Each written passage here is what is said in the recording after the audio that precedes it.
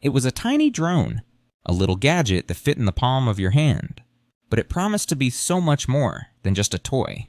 It was going to change how everyone took photos and videos. It was going to be the future of personal aerial photography. This was the Zano drone. It measured just 2.5 inches by 2.5 inches. It weighed less than 2 ounces. You could carry it in your pocket. It was a true micro-drone, but its creators, a Welsh company called Torquing Group, had a grand vision for it. They said this small device would be autonomous. It would fly itself. You would not need to be an expert pilot. It would just work. The Zano was the idea of Ivan Reedman. He was a self-taught engineer from Wales. For about 18 months before the public heard about Zano, his team worked on something similar. They made a surveillance drone for a defense contractor. That project laid the groundwork. It gave them the ideas for a consumer drone, a drone for everyone, a drone for personal aerial photos. Their vision was bold. They wanted an ultra-portable platform, a platform for capturing photos and videos, a device that flew on its own. It would avoid things in its path. You would not need to fly it manually at all. This nano-class drone was positioned to completely change personal photography. It sounded incredible. Then came the Kickstarter campaign. Torquing Group launched it on November 24, 2014. Their funding goal was modest. They asked for just $125,000. But the campaign page, it painted a picture. An impressive picture of what this little drone could do. They said it would fly autonomously, using GPS to know where it was. It would avoid obstacles. It used infrared sensors for this. It would capture high-definition video. It started at a 5-megapixel camera. Later, they said it would be 8 megapixels. You could stream live video, right to your mobile device, over Wi-Fi. It promised a decent flight time. 10 to 15 minutes on a single battery charge. It would fly fast, too. A top speed of 25 miles per hour, with an operating range of 15 to 30 meters. And the features did not stop there. They talked about advanced capabilities. Facial recognition. Imagine that. A tiny drone that recognized your face. And 360-degree panoramas. All from this little device. The price for all this technology was another selling point. You could pledge as little as 139 pounds. That was about $210 back then. This was a fraction of the cost of other drones. Other drones could not even do half of what Zano promised. It seemed like an absolute steal. The delivery date was set. June 2015. Just 6 months after the campaign started. 6 months to go from a crowdfunding idea to a product in your hands. The marketing was very effective. The company claimed big things on their Kickstarter page. They said Zano was up and flying. It was holding position. It was avoiding obstacles. It was streaming live video back to a smart device. It was capturing video and photos. They said their supply chain is 100% ready to go. From the components to the boxes, everything was set. They made it sound like the drone was practically ready to ship. The response was overwhelming. Absolutely overwhelming. When the campaign closed on January 8, 2015, it had raised an unbelievable amount, £2.3 million. That is nearly 19 times their original goal. More than 12,000 people became backers, from over 190 countries. It became Europe's biggest Kickstarter project. Everyone was talking about it. Mainstream attention poured in. Kickstarter itself made it a staff pick. In Gadget, a big tech publication shortlisted it for its Best of CES 2015 award. And this was even though the team could not even show the drone flying at the actual CES show. Popular Science, another respected magazine, named it one of the 100 most amazing innovations of 2015. Major tech news outlets covered the campaign. They covered it extensively. The Zano drone was everywhere. It generated immense excitement. In the technology communities, in the photography communities. Everywhere you looked, people were discussing this little drone. It was going to change everything. Everyone believed it. The feeling in the air was electric. People were convinced Zano was a success. It had blown past its funding goal. It had caught the eye of major tech publications. It was a staff pick on Kickstarter. How could it not be a success? This small Welsh company seemed like they were about to make history. They were going to democratize aerial photography. They were going to put a powerful, autonomous drone in everyone's pocket. Early reactions were glowing. Not from actual product reviews, of course, because nobody had the product yet, but from the media, from the backers themselves. They were seeing the dream. They were seeing the potential. They were seeing the future. The headlines were full of praise for the concept, for the ambition, for the promise. People talked about how this tiny drone would make photography accessible. No more clunky, expensive drones. No more needing to learn complex controls. Just launch Zano and let it do its magic. It would follow you. It would take amazing shots. All on its own. It was a vision of effortless creativity. The company's updates during the campaign continued to build this perception. They shared videos. They shared images. They showed the drone doing incredible things. Or at least they made it seem like it was doing incredible things. They spoke with confidence. They spoke of readiness. They spoke of a supply chain that was 100% ready to go. It sounded like the hard work was mostly done.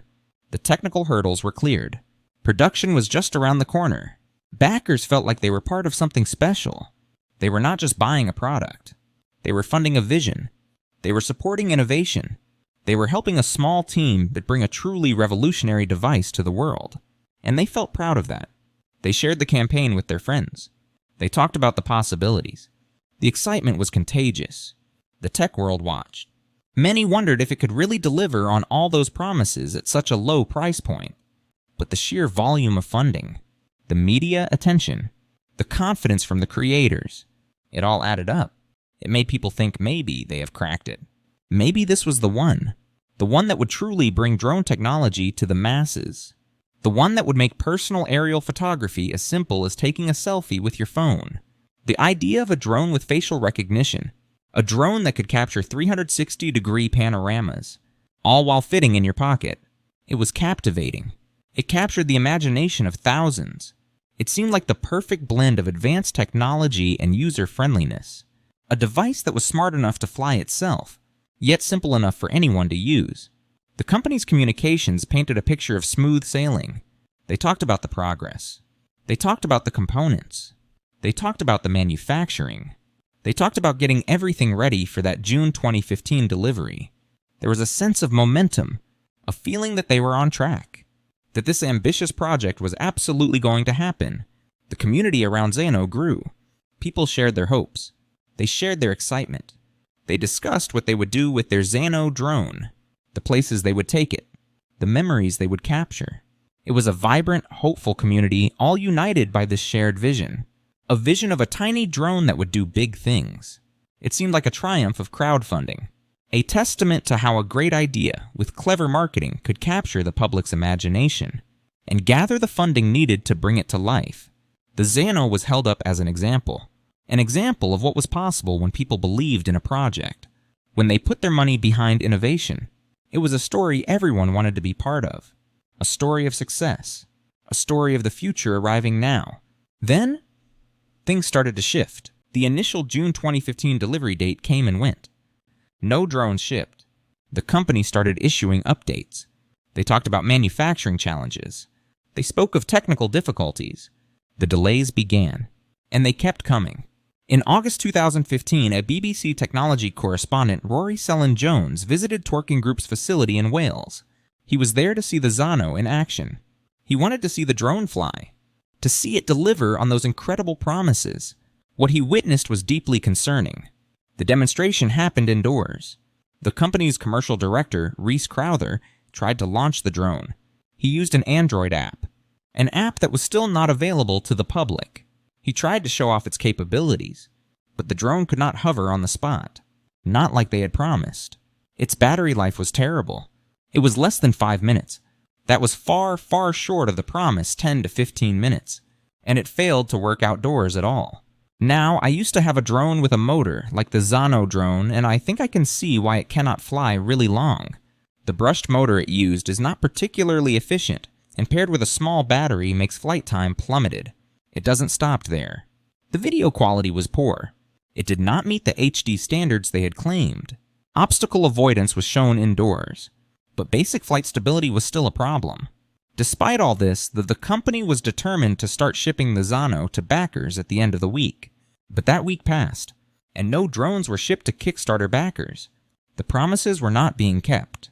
Twerking Group's own later statements shed more light on the problems. They spoke of severe technical challenges. Challenges in moving from a prototype to mass production. The basic calibration between software and hardware worked during prototype phases. But once they tried to produce in volume, the tolerances between software and hardware were off. This led to unforeseen discrepancies. It made it hard to calibrate the product in large numbers.